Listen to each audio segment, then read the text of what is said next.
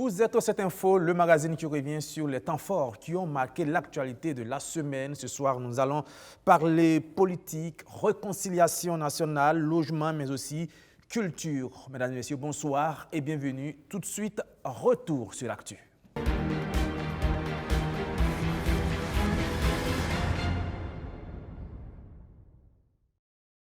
Et on démarre avec cette conférence de presse de la majorité. Il faut dire que l'APMP a véritablement le vent en poupe ces derniers temps.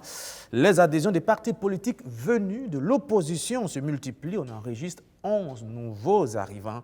Eh bien, au sein de la majorité, on s'en félicite. Luc Pabelgem. 11 partis non alignés et de l'opposition rejoignent l'APMP, l'alliance des partis de la majorité présidentielle. Après signature, ces partis reçoivent leurs adhésions. C'est le premier acte de cette conférence de presse des partis et formations politiques qui ont soutenu le candidat Rochman Christian Kaboré à la présidentielle de novembre 2020. Satisfaite des résultats obtenus à l'élection présidentielle, mais aussi aux législatives, avec une place confortable de plus de 100 députés à l'Assemblée nationale, l'APMP remercie ses électeurs. L'APMP voudrait inviter le nouveau chef de file de l'opposition à un esprit républicain et lui assurer de sa franche collaboration dans l'intérêt supérieur de la République et du bonheur du peuple burkinabé. Mesdames et messieurs, à l'endroit de notre peuple, l'APMP lance un appel à l'engagement de chacun pour accompagner vaillamment le président du Faso et son gouvernement afin qu'ensemble, dans la cohésion, la concertation et le dialogue, nous résolvions les problématiques auxquelles notre pays et notre peuple sont confrontés, à savoir les défis sécuritaires, sanitaires et de développement pour un Burkina stable et prospère. L'alliance des partis de la majorité présidentielle se réjouit de l'arrivée massive depuis un certain temps de nouveaux adhérents. Elle ne craint cependant pas un risque de parti unique au Burkina Faso et fait remarquer d'ailleurs qu'on assiste plutôt à une reconstitution des partis acteurs de l'insurrection populaire. Est-ce que ce n'est pas le camp de l'insurrection qui se reconstitue? Oui, moi je pense, quand on regarde, c'est cette lecture politique qu'il faut avoir. Tant mieux. C'est ce qu'on devait faire depuis le début. Oui. Et donc, il y a eu les vicissitudes de l'histoire. Si on se retrouve après ces contours et détours et ces contorsions, on finit par se retrouver, tant mieux. Je pense que nous allons ensemble réaffirmer notre volonté de nous battre au quotidien pour construire ce pays-là. Et je crois que c'est ça qui est essentiel. La question du pouvoir, pour moi, ne sera jamais une question de partage de gâteau.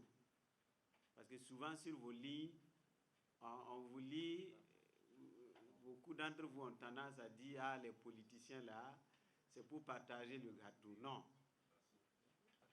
Ou aller à la soupe. Non.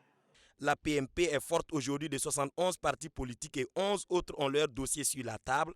Ce regroupement des partis au pouvoir dit considérer certaines demandes d'adhésion comme étant plaisantins, eu égard au caractère moins sérieux de nombre de ces partis.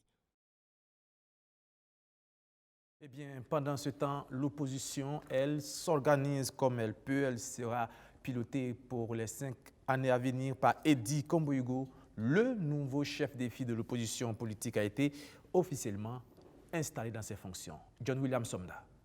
Fini l'ère Zéphirien Diabré à la présidence du chef de file de l'opposition CFOP, place à celle d'Eddy Komboigo.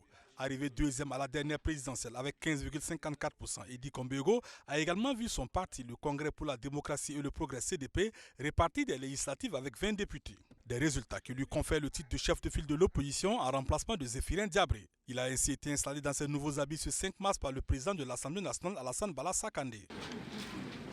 Messieurs Komboigo, Mouek Venem, Eddy Constance Hyacinthe, président du Congrès pour la démocratie et le progrès CDP, au nom du bureau de l'Assemblée nationale, je ne dirai pas en vertu des pouvoirs qui me sont conférés, je vous déclare installé dans vos fonctions de chef de file de l'opposition politique du Burkina Faso.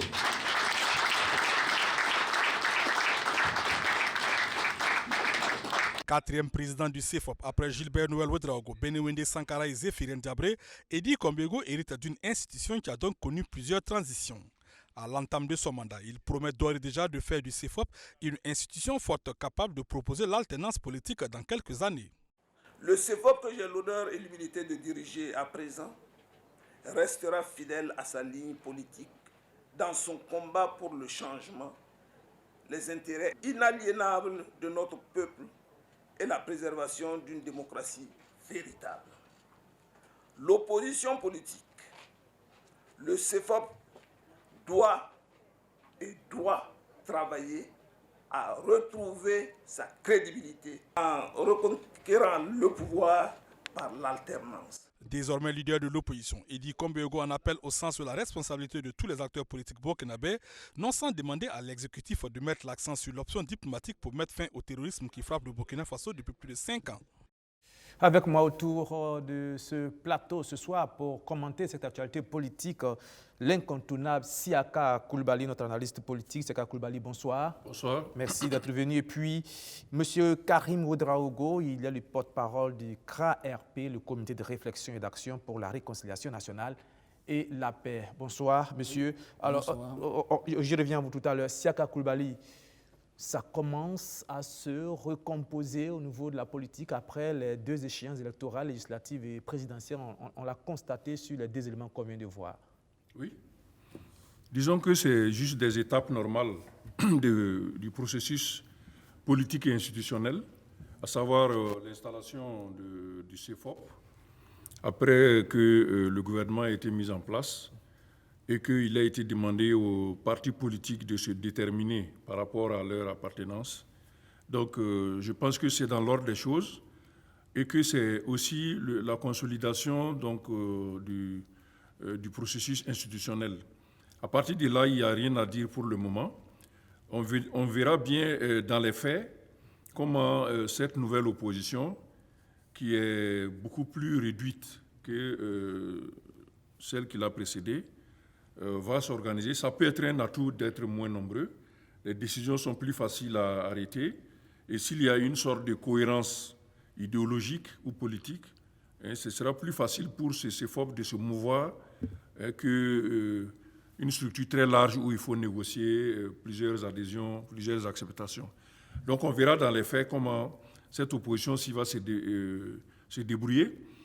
Lorsque son président annonce que tout sera mis en œuvre pour que l'alternance soit assurée à la toute prochaine étape d'élection, signalons que c'est déjà en mars 2022 que les premières échéances vont tomber, à savoir les municipales. C'est aussi un niveau où on peut conquérir le pouvoir d'État.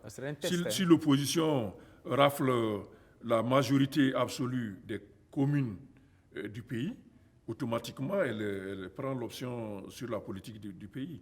Donc, ce n'est pas seulement la présidence qui est à rechercher, ou l'Assemblée nationale, même les collectivités sont également à un niveau de conquête du pouvoir d'État. Alors, comment analysez-vous cette immigration subite de nombreux partis politiques vers la majorité présidentielle, 11 nouveaux partis qui viennent, il y a encore de nombreux partis qui ont déposé leur dossier. On a l'impression que c'est la ruée vers la majorité présidentielle. Ce n'était pas le cas sous le premier mandat de Roch Marc Christian Kaboré. Qu'est-ce qui peut expliquer cela? Je pense que les acteurs politiques, en particulier les partis qui ont afflué à la majorité présidentielle, tirent les leçons des élections qui se sont passées, où beaucoup avaient pensé que le pouvoir du MPP et Roch Kaboré à la présidence allait avoir des difficultés à se faire élire, en pensant un peu à ce qu'ils ont appelé son bilan. Au vu des résultats, où le chef de l'État a été réélu avec une majorité plus forte, et que surtout l'Assemblée nationale est plus dominée encore par cette majorité présidentielle, c'est une indication de ce que voudrait l'électorat. Donc ces acteurs tirent les leçons de cet acte-là pour se dire, bon, finalement, c'est peut-être la bonne tendance, c'est peut-être la bonne mouvance, et il faudrait peut-être qu'on y adhère. Surtout que pour la plupart, ce ne sont pas des grands partis qui sont très bien ancré dans le paysage politique. Ils se disent qu'avec la participation à la majorité présidentielle, il peut aussi espérer la participation à la gestion de l'appareil d'État qui pourrait assurer, et c'est un élément de notre contexte sociopolitique, qui peut leur assurer une plus grande surface politique. Par exemple, en gérant une direction générale ou une institution quelconque, ça peut assurer une image d'homme d'État aux membres du parti politique. Donc, c'est peut-être ces calculs qui expliquent qu'il y ait cette affluence au niveau de la majorité. M. Karim Ouedraogo, votre regard sur cette recomposition en cours du paysage politique au Burkinabé en ce moment?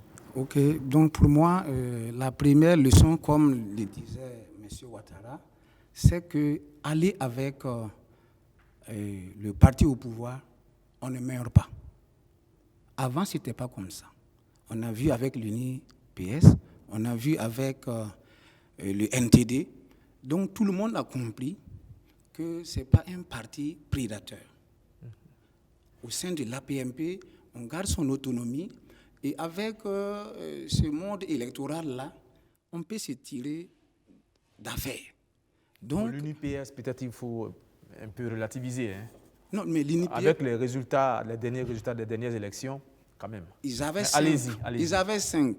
Ils ont encore eu 5. Tout à fait. Moi, je crois que l'UNI-PS est vivace et il tient bien sa place. Ça fait des envieux. Il y a des gens qui réalisent que aller avec le MPP, bon, on n'est pas étouffé. On peut toujours garder son autonomie. Et aussi, le président a une image de rassembleur. Et surtout, le contexte. Nous allons vers une réconciliation nationale. Ce n'est pas le moment alors, de s'opposer pour s'opposer.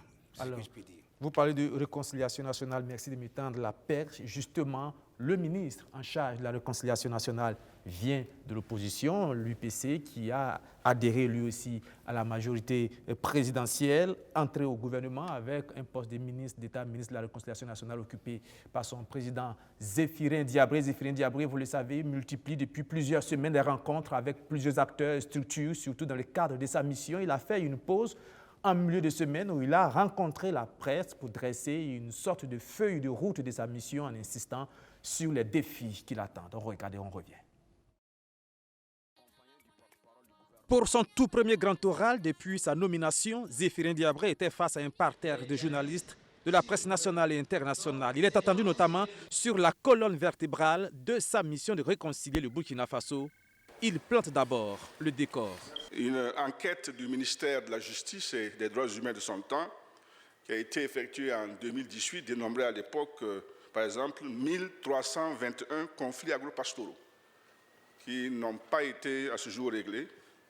169 conflits de chefferie coutumière sont toujours là. 1671 conflits fonciers qui sont toujours là. 33 conflits inter- ou intra-religieux qui sont toujours là. 41 conflits opposant les exploitants miniers aux populations qui sont toujours là. Et 67 conflits politiques locaux de natures diverses. Une énumération qui l'amène à la conclusion suivante. Le Burkina Faso n'a pas un problème de réconciliation, mais plusieurs problèmes de réconciliation qui touchent à tous les aspects de notre vie en commun. C'est donc chez nous une question transversale. Ce sont donc plusieurs réconciliations qui vont se superposer et s'enchevêtrer pour donner la réconciliation nationale. Zéphirin Diabré explique ensuite les stratégies qu'il entend appliquer, parmi elles le système du cas par cas. Ou le fait que les gens aient été licenciés à 25 ans à la suite d'une décision relative au programme d'ajustement structurel. Régler ça ne se fait pas de la même manière que se réconcilier avec ceux dont on a brûlé les maisons à l'occasion de l'insurrection. Donc ce sera contingent et endogène en tirant un peu dans notre histoire, dans nos traditions, ce que l'on peut prendre d'intéressant et d'utile et d'approprié pour résoudre cette question. À ce niveau-là, aucune solution ne sera privilégiée par rapport à une autre. Et l'une des solutions serait les concertations locales décentralisées dans les régions, provinces ou communes, mais avec un fil conducteur incontournable. Dans tout ce que nous serons amenés à faire, rien ne sera fait qui puisse apparaître comme une prime à l'impunité. L'impunité, c'est le cancer qui détruit les réconciliations. Parce que les citoyens, les populations sont très vigilants sur cela. C'est pour cela que dans tous les processus, le sort des victimes, et il en sera le même pour le nôtre, le sort des victimes, leurs souhaits et leurs propositions et leurs desiderata seront primordiales à nos yeux. L'un des grands axes de ce processus de réconciliation nationale, outre les injustices administratives et les questions politiques, c'est la question intercommunautaire, insiste Zéphirin Diabré. Il faut que cette fois-ci, sur ces questions-là, on n'ait pas de tabou. Moi, j'ai entendu des choses, quand j'ai eu des contacts ou des échanges avec les uns et les autres. Quand j'ai rencontré le comité contre la stigmatisation, l'impunité et la stigmatisation, quelqu'un m'a dit il y a un génocide contre notre ethnie. Et il le dit parce qu'il le pense. On peut être d'accord ou pas, mais dès lors qu'un ressentiment sort, il y a un problème. Et il faut le prendre en charge. Et il l'a dit, et il n'était pas le seul. Ils ont ce sentiment-là. Il a dit nous sommes stigmatisés parce que tout le monde nous prend pour des terroristes. Tout cela devrait aboutir à un grand forum de réconciliation nationale avec à la clé un document contenant un nouveau pacte républicain. Voilà, c'est une conférence de presse qui a duré près de 2 heures de temps avec des questions-réponses avec le ministre en charge de la réconciliation nationale. Siaka Coulibaly, comment vous analysez le discours? C'est son premier grand oral du ministre de la réconciliation nationale. Il plante le décor, il essaye de décrire la situation, de faire un constat, de proposer aussi des pistes de solutions pour la réconciliation nationale. Je trouve que cette sortie médiatique était nécessaire, étant donné que depuis l'option de la réconciliation faite par le chef de l'État et sa matérialisation par un ministère d'État chargé de la question, pas mal de débats se déroulent entre les citoyens, mais aussi sur vos plateaux, de sorte qu'il est indispensable que l'autorité qui a fait l'option de la réconciliation donne de temps en temps les guides pour la réflexion et pour l'action. Et c'est pour ça que cette conférence de presse était, à mon avis, essentielle et indispensable. Là-dessus, on a entendu un certain nombre d'idées qui ont été sorties, qui disent un peu comment on va aborder la question de la réconciliation, même en tant que concept, parce que là-dessus, il y a déjà pas mal de confusion, parce que toutes les 5 années passées, la question de la réconciliation était là déjà, mais comme il n'y avait pas d'option politique de l'État, chacun disait sa conception de la chose. Maintenant qu'on est en train d'avancer vers la réconciliation en tant que politique publique, il est indispensable donc d'avoir des guides pour la réflexion, savoir qu'est-ce qui va faire partie de la réconciliation et qu'est-ce qui pourrait ne pas faire partie de la réconciliation. Je crois que c'est cela qui a été réglé en quelque sorte par le ministre d'État. C'est vrai qu'on attend encore qu'une feuille de route formelle soit déposée qui va faciliter les discussions. Tout à fait. Donc là, on verra quand même que si une option a été prise qui n'est pas conforme, ceux qui ne sont pas d'accord pour cette option vont déjà s'exprimer en prélude déjà des pourparlers officiels qui vont avoir lieu. Donc moi, je crois qu'on est toujours dans la bonne voie jusqu'à présent et qu'il n'y a pas encore péril dans la demeure en ce qui concerne la réconciliation. Même si par aventure, des propos sont sortis, c'est juste un groupe qui va se sentir concerné par la question, qui est aussi libre de s'exprimer, dont le point de vue sera pris en considération au moment des discussions, et on verra, est-ce que le point de vue de ce groupe-là est un point de vue majoritaire, ou est-ce qu'il est marginal, et comment il faut le traiter. Donc, à mon avis, nous sommes encore dans les cordes, et bon vent donc à la réconciliation. C'est tout un processus auquel adhère le CRA-RP, le Comité de réflexion et d'action pour la réconciliation nationale et la paix. C'est un nouveau comité, une nouvelle structure qui est en train de s'installer. Et il est représenté ici, cette structure, elle est représentée ici ce soir par M. Ouedraogo Karine, qui en est le porte-parole. Justement, on parle de réconciliation nationale.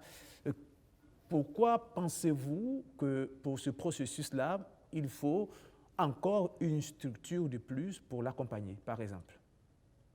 on tire un peu l'expérience d'abord de la journée du pardon en 2001, dont les résultats sont mitigés. Il y a également, par exemple, lors de la transition, avec une structure qui était mise en place sous l'égide de l'archevêque de Bobo. Je vais parler de Monseigneur Paul Ouedraogo, qui a conduit à la création du Askroun. Et tous ces résultats, on constate que la mayonnaise n'a pas pris. Alors, nous disons qu'il était bon pour nous, si la haut a pris l'initiative, il faut que la base s'en approprie.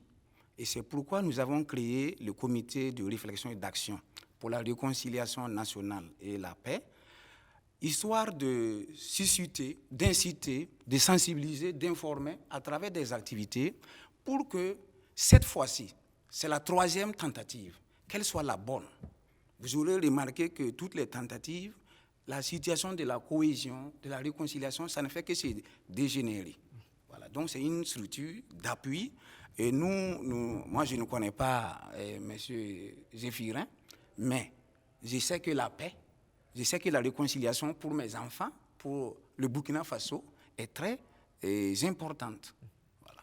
C'est quoi le CRA-RP et qu'est-ce que vous entendez faire concrètement sur le terrain? Ce que nous entendons faire, c'est d'abord de visiter, par exemple, les leaders d'opinion, les responsables des partis politiques, avoir les orientations, mais c'est aussi de tenir, par exemple, des conférences, des causeries, débats sur la question fondamentale de la réconciliation.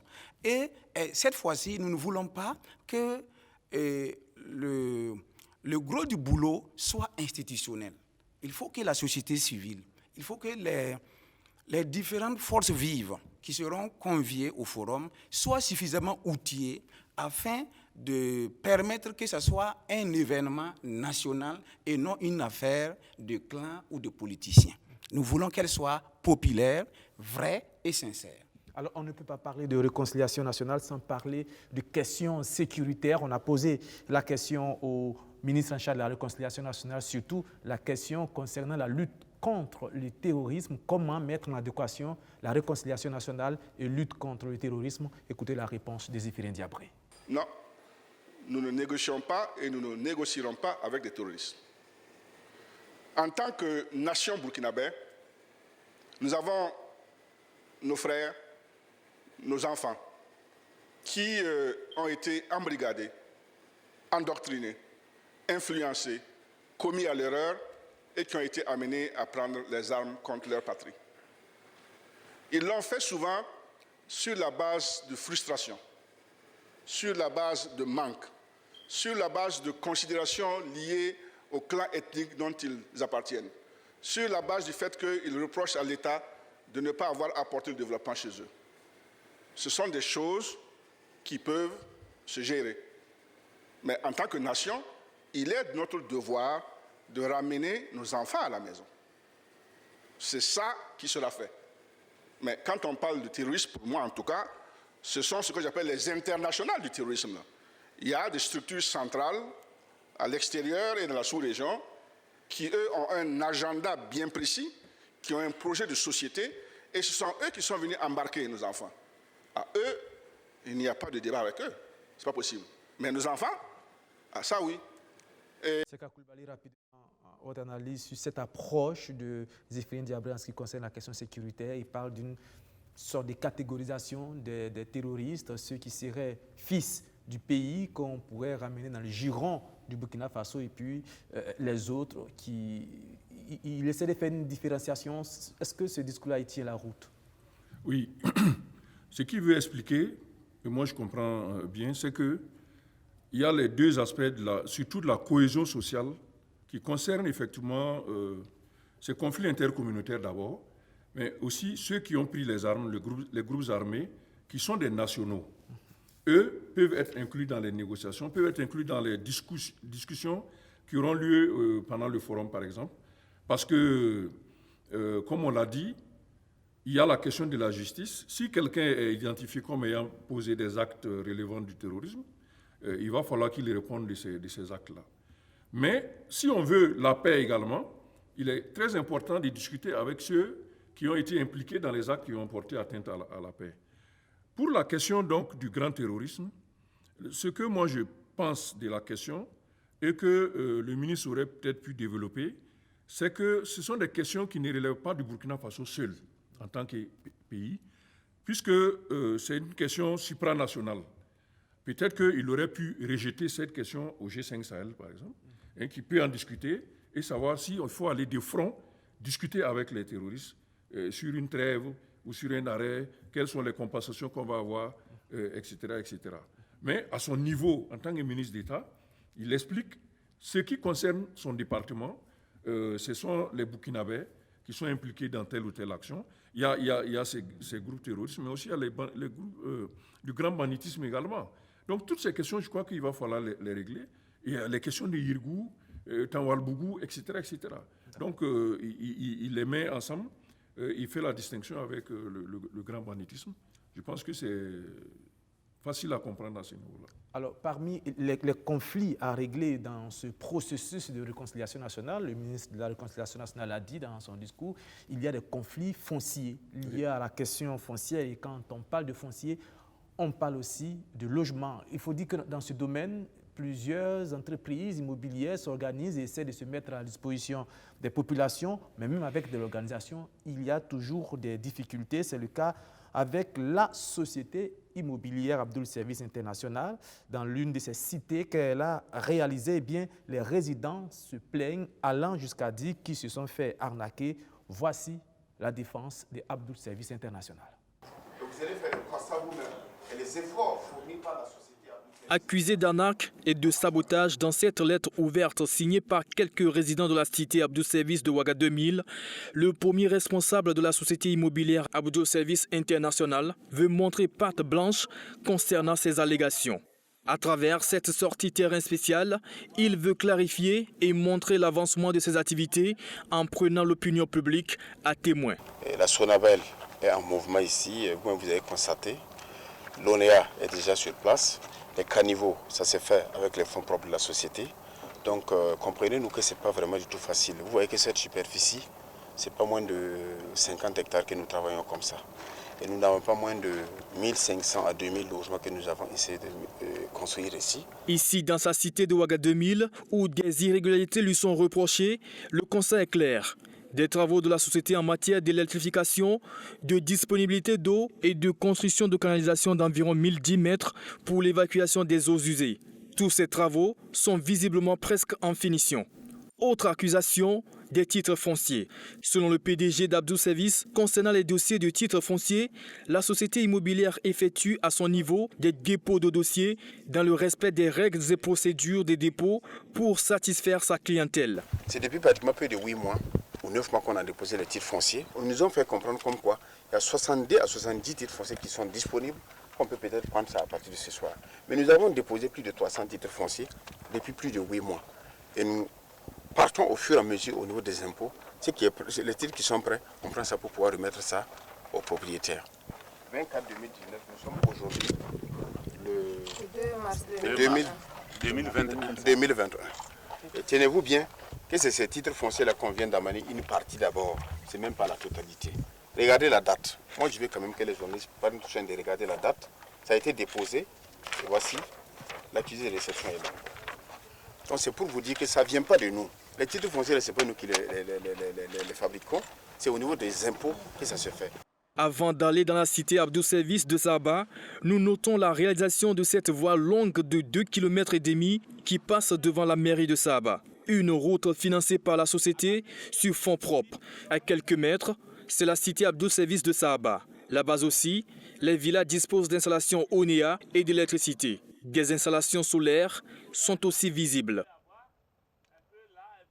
Voilà. Il faut dire que la société immobilière Abdoul Service International est connue pour les cités qu'elle a réalisées pour les travailleurs de plusieurs entreprises, parfois publiques ou privées. À Bobo du Lasso, c'est le personnel de l'université Nazi Boni qui est en passe d'avoir, elle aussi, sa cité. Visite sur le chantier où les travaux vont bon train. Abdourazak Traoré. C'est une première au Burkina Faso, une société immobilière qui réalise des logements destinés aux enseignants d'université. Le partenariat qui se veut inédit entre Abdoul Service International et l'université Nazi Boni est déjà concret sur le terrain. 450 logements sont déjà sortis de terre en moins de 3 mois de travaux. Nous avons commencé en décembre pour les logements et nous devons livrer les premiers bâtiments dans 6 mois. L'ONEA est déjà sur place. On a eu à faire un test tout de suite, vous aviez vu. La Sonabel est prévue pour dans 2 semaines. Ce projet aussi s'inscrit aussi dans le vaste cadre de la politique du programme présidentiel qui vise aussi la promotion du bien-être social, à savoir donc que chaque citoyen puisse bénéficier en tout cas d'un logement décent. Et je crois que le promoteur, dans ce cadre-là, on peut dire que c'est un véritable héros, n'est-ce pas, dans la mise en œuvre de cette politique aussi d'accompagnement du gouvernement. Sur le site des réalisations, le ministre de l'Enseignement supérieur, Al-Kassoum Maïga, est séduit par le tandem Université Naziboni Abdoul Service International. Parce que si les enseignants, les ATOS, s'ils n'ont pas de quoi s'abriter, il va sans dire que leur engagement au profit des étudiants va prendre un coup. Donc, Abdoul Service fait œuvre utile en permettant à nos personnels d'accéder à la propriété foncière. Les souscripteurs sont très contents et connaissant un peu l'engouement et le sérieux que l'entrepreneur, ça veut dire que la société Abdoul Service International nous a fait voir. On est vraiment très contents. La dynamique d'offrir ces services aux entités de la nation dure maintenant depuis 7 ans à la société immobilière aux couleurs bleu-blanc. On a commencé d'abord avec la Sonabel. On a quand même pu avoir un bon partenariat comme ça. En dehors de la Sonabel, il y a eu LMBTP. En dehors de LMBTP, il y a eu le CAMEG. En dehors de CAMEG, il y a eu aussi la CNSS. En dehors de la CNSS, il y a eu aussi l'ONEA, qu'on vient de terminer il n'y a même pas longtemps. Donc c'est pour vous dire qu'aujourd'hui, ça, ce n'est pas nouveau pour nous. Nous sommes en train quand même de faire, nous sommes en train de lutter quand même pour vraiment permettre, même si on ne peut pas dire à tout le monde, la majorité quand même de ceux qui travaillent dans l'État burkinabé, qu'ils puissent quand même vraiment avancer. Nous sommes en train aussi pour parler avec le ministère de la Sécurité, pour permettre quand même aux travailleurs de la sécurité d'avoir quand même des logements. Je pense que ça peut peut-être permettre aux gens d'être vraiment tranquilles. Dans ce dernier projet avec l'université bobolaise, ce sont 880 logements qui sont prévus sur ce site, situé aux encablures de la cité universitaire de Belleville. L'état d'avancement des travaux est estimé à 75%. Voilà, Seka Coulibaly, là on vient de voir une histoire de logement avec des incompréhensions entre une entreprise immobilière et ses résidents, mais le problème de fond, c'est la question foncière. Et je vous le disais, avec plusieurs conflits fonciers à régler. Certaines personnes parlent d'une bombe à retardement si la question foncière n'est pas réglée. On semble être en face d'un impasse. C'est compliqué quand même de régler la question foncière. On a l'impression qu'à chaque fois, les autorités repoussent l'échéance, mais à un moment donné, il va falloir s'arrêter et puis regarder les choses en face. Siaka Coulibaly. Oui, tout à fait. C'est une question très compliquée, la question foncière. Pour ceux qui savent, ça fait plus de 30 ans que l'État cherche à rationaliser ces secteurs avec une politique qui puisse convenir aux besoins de la population en matière donc non seulement de logement, mais aussi même d'accès à la terre comme moyen de production. Donc toutes ces questions sont là. Plusieurs propositions ont été faites par l'État à travers donc, les réformes qui n'ont pas toujours été conformes à ce que les gens souhaitent. Donc aujourd'hui, on a un format qui lui aussi pose problème encore, surtout dans sa partie urbaine où les sociétés immobilières sont responsabilisées pour construire donc des logements et les proposer aux habitants. Pour moi, c'est une des grandes questions et c'est très heureux que le ministre de la Réconciliation en ait parlé, qui peut aussi figurer dans l'agenda du forum qui va être convié pour réfléchir sur les grandes insuffisances, les grandes limites de notre État. Parce que l'État, ce sont toutes ces grandes questions qui sont prises en charge par l'appareil d'État et les différentes institutions. S'il y a une limite à un des niveaux, c'est bon qu'on puisse revenir là-dessus pour le traiter, afin que ce domaine-là ne constitue pas une bombe, parce que si on prend le terrorisme, on dit que ce sont des insuffisances de la prise en charge par l'État de certaines parties du territoire qui a entraîné que certains ont pris les armes. Donc, si on veut régler la question à son origine, il faut régler ces questions de sorte que les gens n'aient pas des raisons de prendre les armes, en sachant que l'État prend en compte toutes leurs aspirations. Mais cela veut dire que la question va être très difficile à régler. Pour moi, il va tout de suite s'agir de séparer les différentes thématiques de la question foncière, la question du logement urbain, qui se présente d'une certaine manière, avec toutes les lois qui régissent donc les centres urbains, et puis le milieu rural, où c'est plutôt la production agricole qui est intéressante. Donc si on sépare déjà ces grandes questions, peut-être qu'on peut amortir un peu la charge qui porte sur la question foncière en général. Et en ce moment, on pourrait responsabiliser le ministère de l'Habitat ou les collectivités urbaines pour prendre en charge l'aspect urbain, et puis l'agriculture ou l'élevage ou d'autres ministères, ou l'eau, peuvent aussi s'impliquer pour résoudre les autres aspects, sans compter que la question sécuritaire aussi se pose. La question sécuritaire se pose aujourd'hui.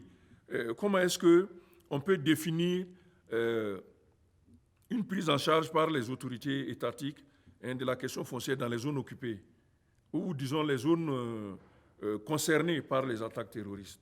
Donc voilà une intrication des sujets qu'il est indispensable donc, de traiter avec sérieux, avec calme, pour pouvoir trouver la solution qui soit utile.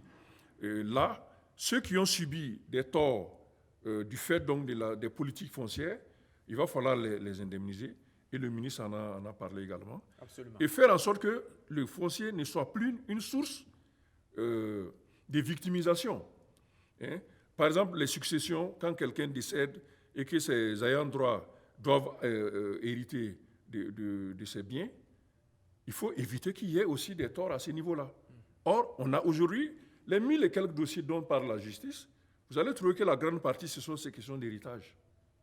Donc, ça implique donc une question de la justice, de la question des successions, etc., qui ne relève pas de l'agriculture, qui ne relève pas de l'habitat, mais qui relève du système judiciaire. Vous voyez que c'est une situation qui est assez impliquée, enfin, qui implique plusieurs dimensions, si bien qu'il faut y réfléchir tranquillement. Et là, pour ces questions, je pense que peut-être que le ministère a déjà commencé la réflexion pour qu'au moment donc, des discussions, il y ait déjà des propositions techniques qui se fassent et qu'autour desquelles les gens puissent discuter en termes donc, de réformes, en termes de décrets à adopter, des lois à prendre au niveau du Parlement, etc. etc.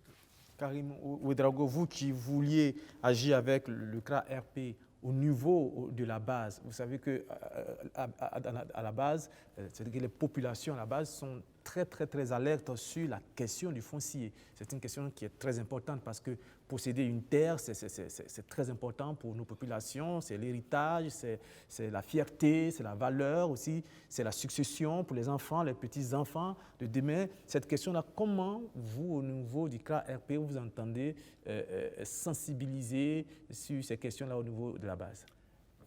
Sur la question, il faut dire que j'appuie l'analyste Koulibaly, mais pour nous, le travail doit être fait d'abord par le ministère en charge donc, de l'habitat, de l'urbanisme. Parce qu'il faut qu'il convoque des assises nationales, ou bien à partir donc, des niveaux régions d'abord. Ensuite, au niveau national, pour que tout le monde, tous les acteurs là, puissent se prononcer sur la question. Parce que est-ce qu'on peut assurer à chaque Burkinabé un logement à cette allure-là? Donc, si ces priorités sont dégagées, il va sans dire que les gens, il y aura le consensus et nous pourrons retrouver des comportements qui vont aller dans le sens de rationalisation même. Parce que finalement, on va finir nos 274 000 km² avec cette prédation, avec cet envahissement sauvage, permettez-moi l'expression, sur la terre.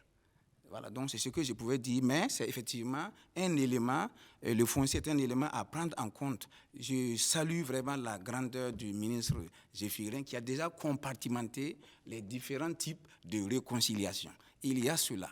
Par exemple, nous déjà au CRA RP, il y a un qui a été licencié, mais qui dit que lui, il compte sur nous et sur la réconciliation pour retrouver son emploi. Il y en a plusieurs types de réconciliation et les gens attendent. Ce que les Burkinabés aiment et qu'il faut saluer, c'est l'humilité, la sincérité et vraiment la justice. Quand on dit ce qui est vrai, le Burkinabé, vous l'avez. Et ils ont tous, et quelqu'un m'a dit, mais écoute, commencez par ne plus faire des dérives, des bavures. C'est déjà une rupture dans la gouvernance. Commencez déjà par être une bonne gouvernance, c'est déjà commencer une réconciliation. Donc finalement, plus rien ne sera comme avant là. Tout à fait. Donc le CRA RP est attendu sur le terrain. C'est ce que vous dites, vous serez une structure de la société civile, le terrain. Voilà, pour et nous disons merci à BF1 qui est au cœur des défis. Et c'est un défi qu'est la réconciliation et la cohésion sociale. C'est un défi. Et j'ai beaucoup de respect pour Saka Koulibaly qui dit OK au processus de la réconciliation. C'est très important, c'est une voix qui compte. Voilà, merci. Vous parliez tout à l'heure d'un de vos camarades qui a été licencié. On parle donc des travailleurs. Tout cela entre dans le grand cadre de la réconciliation nationale. Il y a eu plusieurs licenciements administratifs, plusieurs licenciements dits abusifs. On n'en sait rien d'abord pour le moment. Et cela touche justement au travail et à la mission que mène la Confédération générale du travail du Burkina Faso, la CGTB. La CGTB dresse un tableau noir sur les libertés syndicales au Burkina Faso et les droits des travailleurs ces dernières années. Bassolma Badje et ses amis ont égrené un certain nombre de griefs contre le gouvernement. C'était au cours d'une cérémonie de présentation de vœux. L'année 2020 aura été marquée par une répression des travailleurs en lutte légitime, selon le collectif syndical CGTB, Confédération générale du travail du Burkina. Il en veut pour preuve les suspensions et coupures de salaires de travailleurs pour faire de grève, les affectations jugées arbitraires et la traduction en conseil de discipline de son secrétaire général confédéral, Bassolma Bazié.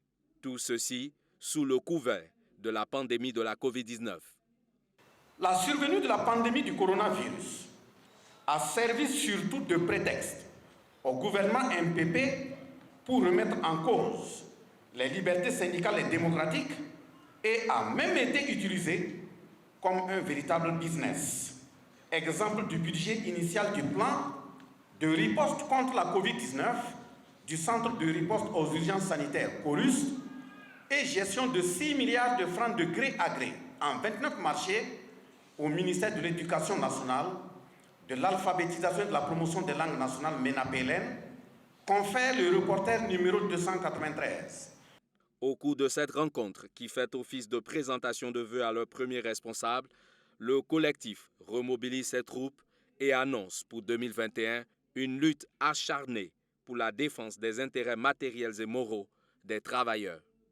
L'année 2021 qui commence s'annonce rude, ce d'autant que le pouvoir a clairement indiqué qu'il reste sur la voie des réformes anti-travailleurs.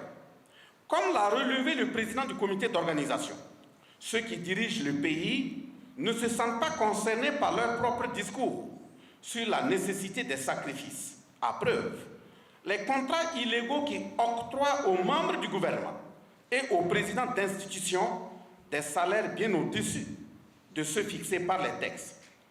À cela s'ajoute le refus d'exécuter des décisions de justice rétablissant par exemple les militants de l'Alliance Police Nationale ainsi que les 3 militants du SNAID, le syndicat national des agents des impôts et des domaines. Et cette attitude du gouvernement, le collectif syndical CGTB ne l'acceptera pas, indique Bassolma Bazié. Voilà, on va parler maintenant de culture. Nous allons, à la fin de ce magazine, pour ces dernières minutes, nous allons parler de culture, mais une culture très très politique aussi, en parlant de ce livre, Débâcle et espoir d'une République. C'est un livre écrit par M.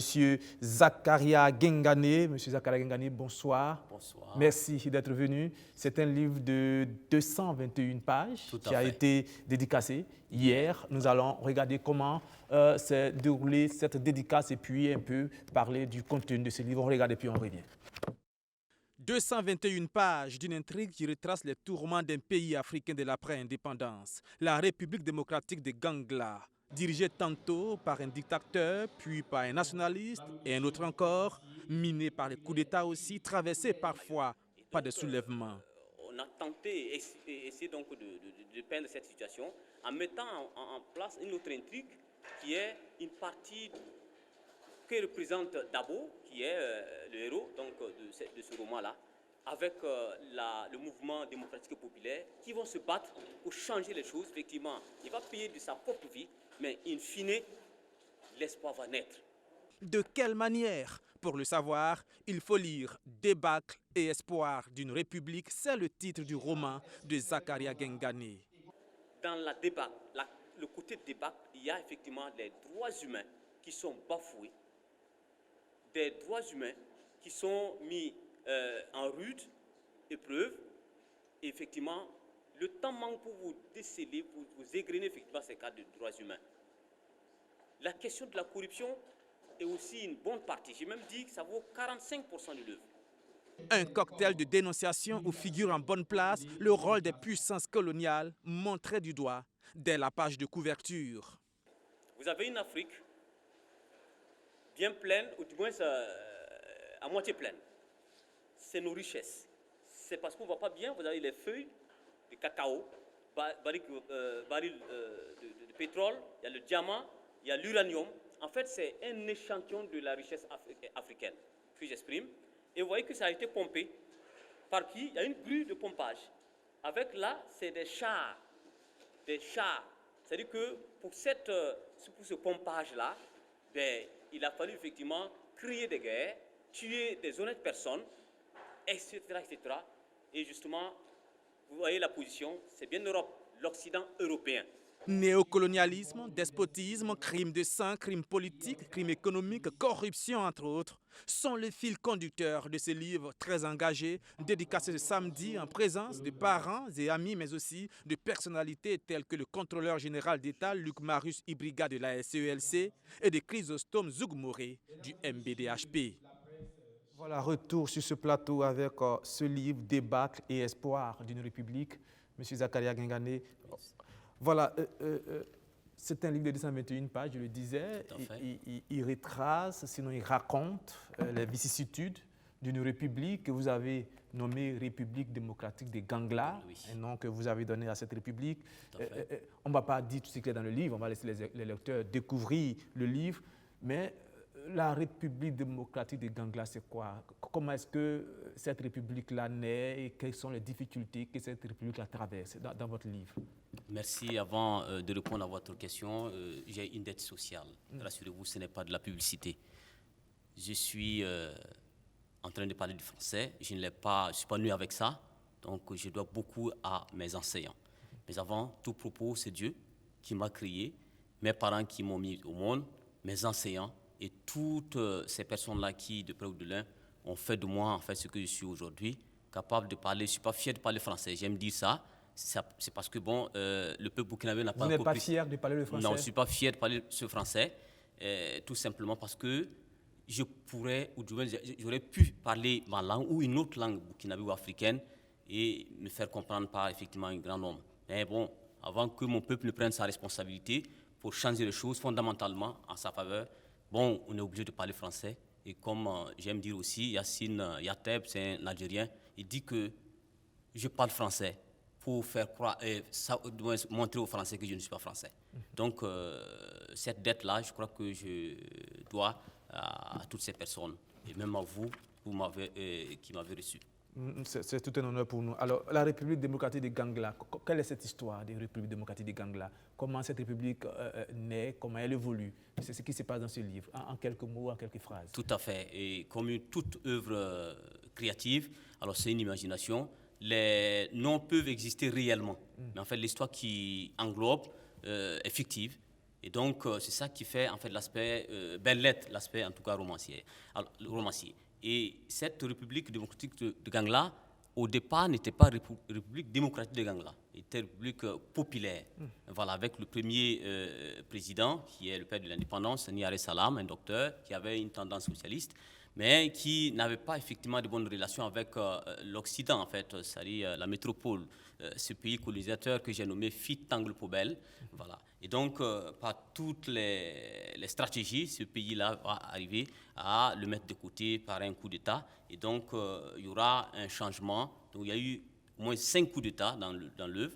Et c'est le deuxième coup d'État, c'est-à-dire la deuxième personnalité de l'État qui va changer le nom de République populaire de Gangla en République démocratique de Gangla, parce qu'il y avait un seul mot qui dérangeait, populaire. Alors, 5 coups d'État dans une seule république, mais en dehors de ces vicissitudes-là de cette république, il y a le combat singulier d'un homme, le héros, peut-être du livre, qu'on a nommé M. Dabo, qui lui va se mettre à lutter, à espérer un changement véritable pour une indépendance véritable de la République démocratique du Gangla. Tout à fait. Et comme toute situation, il y a des problèmes, il est évident que seul ou avec des gens, vous vous retrouvez pour effectivement engager la lutte et puis sortir donc de cette situation. Et c'est ce que effectivement le héros va faire. C'est l'autre intrigue, parce qu'en fait c'est un roman à 2 intrigues où la classe politique, l'élite politique est là pour diriger avec tout ce qu'on connaît, la malgouvernance, la corruption et puis ce qui s'ensuit. Mais effectivement un peuple bien éclairé à travers effectivement des gens comme le héros dont vous parlez, qui va avec beaucoup d'autres organisations de la société civile travailler effectivement à éclairer la conscience des gens, qui va justement amener une insurrection par la suite, et salvatrice, même si elle va être récupérée par la suite. Voilà. Alors quand on lit ce livre, il ressemble à l'histoire de beaucoup d'États africains, pas seulement le Burkina. On voit par exemple qu'il y a un fils qui a remplacé son père à la tête de l'État de Gangla.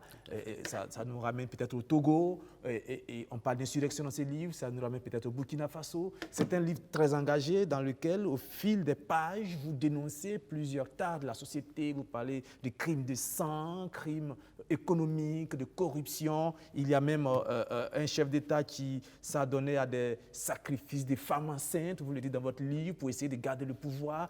Vous dénoncez beaucoup de choses dans ces livres. Tout à fait. Et c'est effectivement l'image de ce que Victor Hugo a dit, qu'en fait, ce qui fonde l'écrivain, c'est la lecture, l'observation et la curiosité.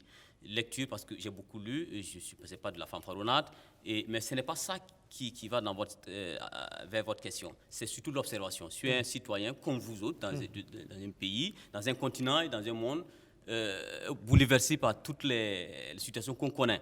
Eh bien, ce citoyen-là a observé effectivement et il a vu qu'effectivement il y a lieu de poser quelque chose dans ce sens donc de livre. Effectivement, quand vous prenez Débâcle et espoir d'une république, c'est un voyage à travers l'Afrique, mais bien plus à travers le monde entier. Mais en fait, on a consacré effectivement 99% à l'Afrique.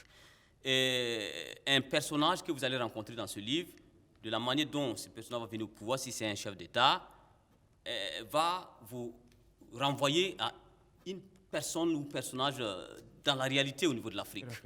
Et ces actions vont renvoyer à une autre personne ou à un personnage au niveau de l'Afrique. Je prends l'exemple que j'ai pris au niveau donc, de celui-là qui va remplacer son père, sans langue de bois, c'est le Togo et le Gabon. Il y a bien d'autres pays qui ont effectivement allé dans ce sens-là, où, voilà, n'étant pas président de l'Assemblée comme dauphin constitutionnel, il était membre de l'Assemblée nationale donc, de ce pays-là et en même temps ministre donc, dans le gouvernement donc, de son papa. Lorsque son papa va mourir, ils vont fermer les frontières et faire sortir donc, le président de l'Assemblée pour catapulter ce dernier-là donc, au perchoir afin qu'il récupère donc, le pouvoir au niveau de l'Assemblée et donc être devenir le dauphin constitutionnel. Je crois que c'est ce qui s'est passé effectivement l'un de nous au niveau donc, du Togo. Quel est le message que vous entendez renvoyer à vos lecteurs à travers ce livre? Parler de message, c'est parler de la portée d'une œuvre littéraire. Voilà. Alors, la portée, c'est quoi? C'est l'importance donc des effets de cet objet-là sur quelque chose ou sur quelqu'un ou un groupe de personnes. Effectivement, et cette portée-là va au niveau de l'auteur, mais aussi au niveau de la société entière. En écrivant, moi j'ai un objectif, c'est dénoncer, c'est former, parce que bon... Qu'est-ce que vous dénoncez par exemple? Vous dites que 45% de votre livre est consacré à la corruption. Tout à fait. La malgouvernance, vous avez le néocolonialisme, vous avez la corruption, vous avez l'immigration, vous avez le développement avec le secteur routier, le secteur éducatif, le secteur de santé qui sont effectivement en pleine déliquescence. Vous avez également le franc CFA. Et j'étais surpris que effectivement le débat du franc CFA s'éclate en 2016. Bon, je parle du Burkina, je n'ai pas dit qu'on ne parlait pas avant, mais en fait ça a cru effectivement avec le temps. Mais depuis 2011, je parle de ça et j'ai même proposé une monnaie africaine avec le nom Outajiri. Donc j'aborde aussi la question donc, du franc CFA. Du reste, cette thématique-là ou ce thème-là a été le dernier à être abordé par le dernier président qui sera renversé, malgré qu'il avait l'onction du peuple maintenant, après l'insurrection volée. Et par la suite, donc, la révolution va intervenir. Donc, c'est toute une botte de circonstances, où, en fait, un ensemble de thèmes que j'aborde et qui se trouve donc dans ce livre-là.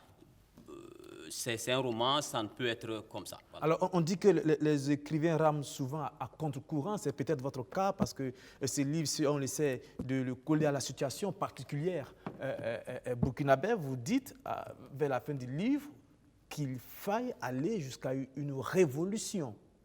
Pendant qu'on parle de réconciliation nationale, et on en a parlé largement au cours de cette émission, vous parlez plus de révolution. Est-ce que vous pensez que le Burkina Faso doit aller vers cette situation-là? Alors, pour moi, la question de réconciliation nationale, comme beaucoup de Burkinabés, n'est pas une priorité pour le moment. En fait, je ne dis pas que les gens ne doivent pas s'excuser. On le fait tous les jours. Hein. On n'a même pas besoin, effectivement, d'élection d'un ministère à la taille donc, de celui qui, effectivement, le dirige. Oui, la réponse est sans embâche. Parce que j'ai dit, si je suis un observateur, donc je crois que un observateur, lorsqu'il analyse les choses, il doit prendre une position. Vous voyez, nous sommes dans un pays qui a expérimenté pratiquement tout, ou dans un continent où on a tout expérimenté. Qu'est-ce qu'il faut? Par exemple, on a expérimenté quoi et quoi? Les élections, les coups d'État, bon, la monarchie constitutionnelle ou, je ne sais pas, dictatoriale. Voilà. Et on est toujours, effectivement, à la recherche donc, de ce bien-être pour nos populations. Mais ce qu'on oublie, c'est que même les grandes puissances sont passées par là. Je dis grandes puissances parce que la France a eu sa révolution en 1789. C'est vrai, c'est une révolution bourgeoise par rapport aux révolutions socialistes au sens scientifique du terme. Les Américains sont passés par là. On ne dit jamais ça. La révolution américaine a commencé en 1765 pour se terminer en 1783 avec les George Washington dans les 13 colonies britanniques. Mais il a fallu effectivement ce grand choc pour qu'aujourd'hui, je répète que c'est vrai, c'est des révolutions bourgeoises, mais voyez les conséquences aujourd'hui. Et même si on veut parler, quelqu'un a dit la petite sœur de la révolution, c'est l'insurrection. Revenons à notre cas. Ceux qui sont au pouvoir aujourd'hui, je ne pense pas qu'ils seraient au pouvoir si, effectivement, il n'y a pas eu l'insurrection. Ça, je ne le pense pas.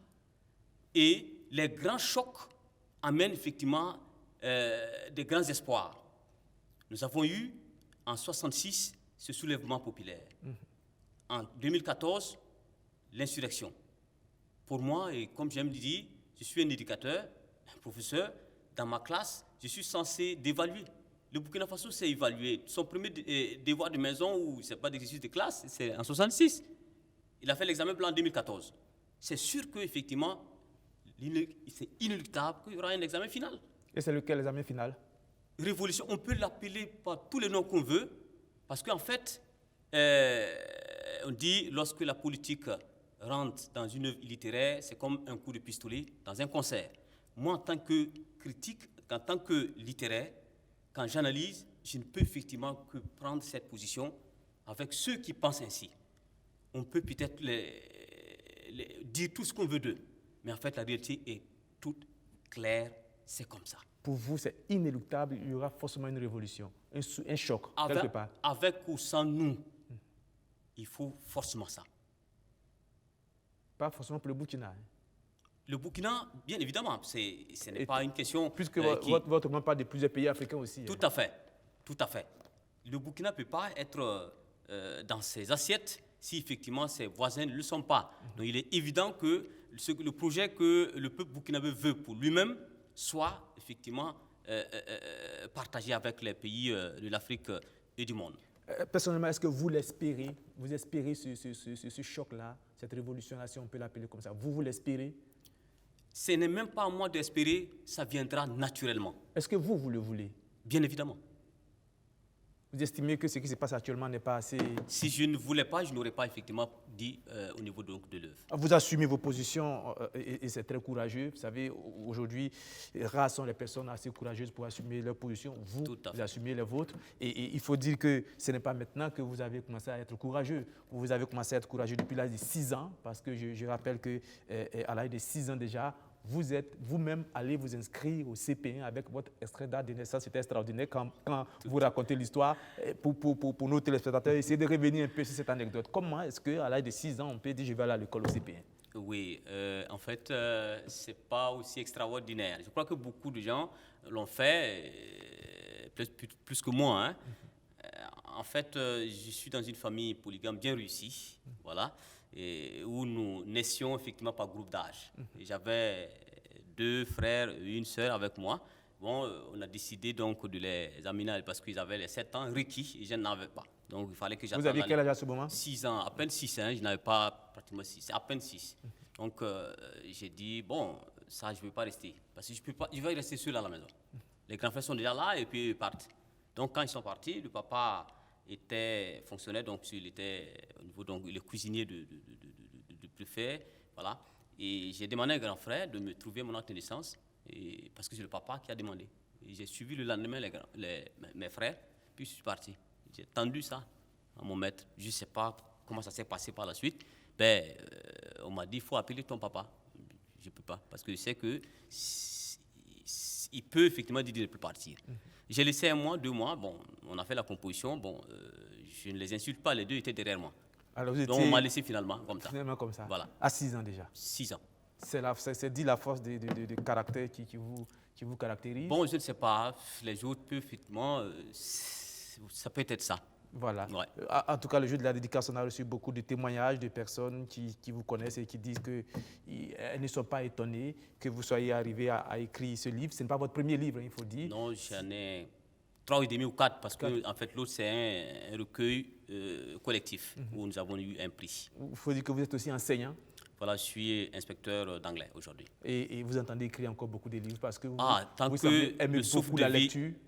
Tout à fait, tant que le souffle de vie sera là, je pense que je vais produire. Peut-être les moyens vont peut-être nous empêcher. Non, vous aurez le moyen parce que vous avez une force de caractère. Et on va terminer, c'est la question que je pose à tous ceux qui écrivent des livres, surtout en Afrique, et je vais vous la poser. Justement, comme vous faites partie des acteurs de la pédagogie, vous savez que lire aujourd'hui, c'est l'une des choses qui n'est pas assez partagée, surtout en Afrique. Il y a l'autre qui disait que vous voulez cacher quelque chose d'africain, il faut le mettre dans le livre. Moi, je n'aime pas trop dire cette phrase parce que je la trouve un peu méprisante aussi pour les Africains.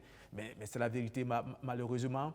Au Burkina Faso, il suffit de regarder que ce soit dans les programmes scolaires, même dans les programmes de télé. C'est très rare d'avoir une émission sur la littérature, sur la lecture, télé, radio, presse écrite. C'est très, très difficile.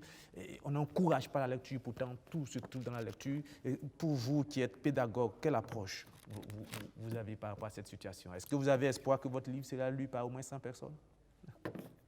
Oui, déjà même plus parce que la première édition c'était en 2017. On avait fait 300 exemplaires. En 4 mois, je crois qu'on a pu épuiser ça. Et c'est ce qui a encouragé la réédition en 2020 avec 500 exemplaires. Alors, je pense qu'au Burkina, en fait, les gens lisent. Malheureusement, c'est le raisonnement par l'absurde. Écoutez, cette question-là, il faut peut-être la clarifier. On lit quoi ou on ne lit pas quoi? Déjà, au niveau de l'école, on lit. Donc, peut-être lecture obligatoire. Mais la lecture pour le plaisir, peut-être c'est là-bas que le bas blesse. Et pourquoi les gens ne lisent pas? Si on diagnostique, vous allez voir qu'il y a une multitude de raisons. La première, pour moi j'appelle ça, c'est le très faible niveau de politique incitative. D'abord, il y a la question de la motivation extrinsèque. Il y en a deux. Intrinsèque, ça c'est lié à la personne. Quand je prends le livre, je sais qu'en lisant, je peux effectivement améliorer de temps en temps. Alors, extrinsèque, est-ce que des choses sont faites ou des actions sont posées par l'autorité pour amener les gens? Oui, mais c'est très faible. Parce que du non, c'est comme une insulte. C'est vrai, la DGLPP, la Direction générale du livre, la lecture, on a des foires de livres, quand on prend une foire d'intervention du livre, il n'y a pas de lecture là-bas. C'est vrai que c'est consubstantiel. Voilà. Donc, il y a une question fondamentale à ce niveau. Il y a qu'au niveau des curricula, il y a peu de traces de la lecture. Donc, il faut revoir tout ça.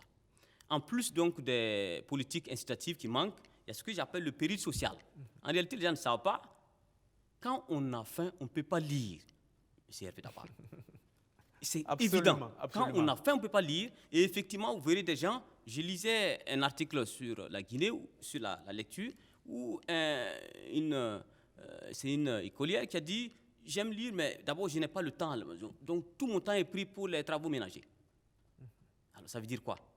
C'est vrai qu'il faut encourager les enfants dans ce sens. Mais en fait, il y a quelque chose qui ne va pas. Donc, il y a ça. Il y a également la responsabilité des acteurs directs que nous sommes. Ça, il faut effectivement surtout flageller d'une matière. Alors, il y a les écrivains, il y a les éditeurs, il y a les distributeurs, les libraires, etc. Qu'est-ce que nous faisons? Est-ce que écrire seulement suffit pour amener le goût de la lecture? Je dis non. Voilà pourquoi moi, j'ai engagé cette année des conférences régionales, même provinciales, sur un thème clé. Et sur la question fondamentale, c'est au niveau du franc CFA. J'allie conférence avec effectivement la vente de mon livre et effectivement la promotion. Tout à fait. Donc, il faut ces actions-là. Alors, il n'y a pas que ça. Il y a les médias. On est là. Oui, franchement. Qui jouent négativement. Mais en fait, ça ne veut pas dire que les médias doivent être effacés. Parce que si c'est le cas, pourquoi je suis là? Non. Parce que beaucoup prennent le temps, c'est les feuilletons ou les matchs, mais on n'a pas cet amour-là de sacrifier 4 000, 5 000 ou moins que ça pour payer. Mais bon, on peut s'abonner. Voilà. Bon, je n'ai pas dit de le faire, de ne pas le faire. Et il y a effectivement l'éternelle question ou problème, les TIC, voilà, ou les réseaux sociaux, qui ne sont pas aussi à bannir. Avant de venir ici, pour que les amis puissent me suivre, j'ai dû effectivement informer à travers les réseaux sociaux. Donc, il faut qu'on utilise judicieusement effectivement ces canaux-là, surtout les enfants ou les jeunes, et effectivement, à travers ça, il faut qu'on fasse beaucoup attention. Mais en fait, le premier acte revient aux parents et à l'autorité politique. Il est dit, M. Daba, on peut amener le bébé qui n'est pas encore né à lire si on prend la décision. J'ai animé une conférence à Diapaga en 2017 sur la question lire à la maison et à l'école. Mes recherches qui m'ont permis d'avoir 30 pages sur la conférence ont été très éblouissantes. Voilà. Quand votre femme est enceinte, parlez avec le bébé. Il l'entend. La maman prend le livre, il lit. Ah voilà, j'ai lu Débat et espoir d'une république. C'est vraiment... Bon, c'est la publicité en même temps, hein, etc. Donc, et il parle, là tu vois, vraiment, Bargangouta n'est pas un bon président, et que quand tu fais faire comme ça, donc, lui il l'intègre également. En fait, ce que je suis en train de dire, je ne suis pas charlatan ou un scientifique. Mon bac est A, j'ai fait l'anglais, mais les recherches ont été très très éblouissantes. Merci. Donc il y a tout ça qu'il faut, et ensuite l'État vient par la suite. Les enseignants que nous sommes, nous allons travailler effectivement à arrondir effectivement ces angles-là pour que la lecture soit, en plus de la nourriture que nous consommons tous les jours, un additif. Merci Zakaria Gengane, Débat et espoir d'une république. Siaka Koulibaly, un écrivain très engagé, vous avez dû le constater dans son dire. Il a commencé par parler en disant qu'il ne voulait pas parler le français. C'était déjà un décor qui plantait. Comment vous analysez, vous n'avez pas encore lu le livre, mais vous avez entendu un peu de résumé de ce livre et puis la position de l'écrivain. Votre observation rapidement. Moi, je pense que c'est une œuvre qui a son utilité, qui dans les genres littéraires se situe dans ce qu'on peut appeler une allégorie, qui est différente d'une fiction.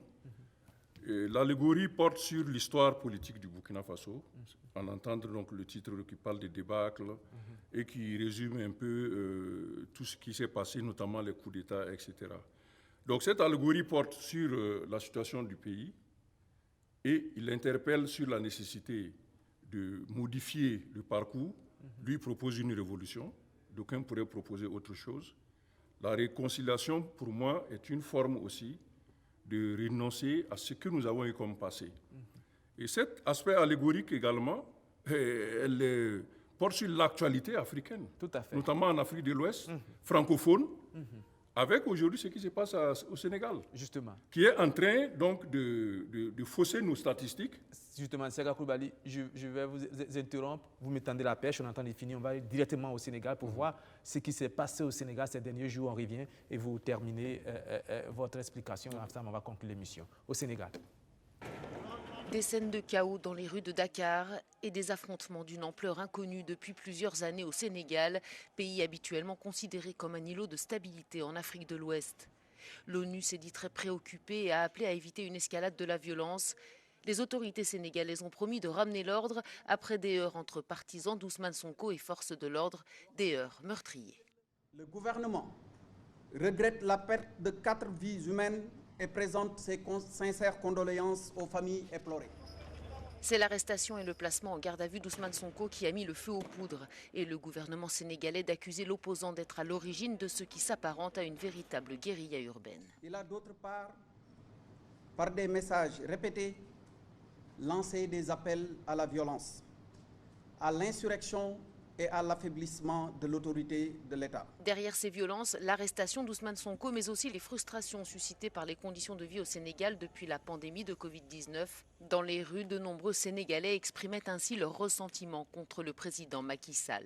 La garde à vue d'Ousmane Sonko doit s'achever dimanche et devrait être suivie d'une nouvelle comparution devant le juge lundi. Voilà, Siaka Coulibaly, avant que je vous interrompe, vous étiez justement en train de mettre en adéquation ce qui s'est passe dans ce livre et la situation en Afrique de l'Ouest, notamment avec l'actualité au Sénégal. Allez-y, vous pouvez poursuivre.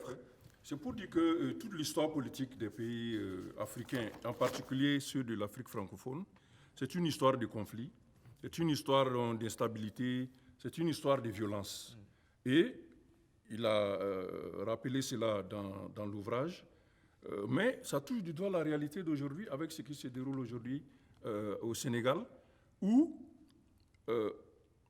on voit des autorités qui sont restées figées dans ce qu'on considère comme le droit, tandis que la situation sociopolitique, elle, évolue sur un autre terrain. Donc, il explique, le ministre de l'Intérieur, il a fait ceci, il a dit cela, etc. Mais est-ce que les gens de la rue, c'est leur compréhension des choses comme cela? Donc, il y a un décalage en Afrique francophone en particulier entre la conception qu'on a de l'institutionnel, du politique, et la réalité sociologique des pays. Et ça, c'est un grand problème. Lui, il fait œuvre utile en posant la question et en apportant sa propre appréciation des choses. Mais c'est un débat qui reste encore profondément à améliorer. Et c'est là où je trouve que tous les cadres qui permettent de discuter de ces questions-là, il est bon de les soutenir et de les faire venir dans la réalité, afin que les Africains s'approprient leur propre histoire, au lieu de vivre l'emprunt qui nous a été fait par les colons. Merci Siaka Coulibaly. Il faut dire que dans ce livre également, nous sommes en train de finir. L'auteur a donné quelques pistes de solutions pour savoir comment rapatrier tous les fonds, les biens, voilà, mal acquis qui sont à l'extérieur. Si vous voulez le savoir, il faut lire Débarque et Espoir d'une République, le roman de Zakaria Gengane. Merci de nous avoir suivis. Merci Siaka Coulibaly. Zakaria Gengane, merci d'être venu et merci pour toutes les explications que vous avez données. Moi, je vous dis à la semaine prochaine sans doute. Au revoir et merci. Bon début de week-end. Bonne fin de week-end surtout et bon début de semaine.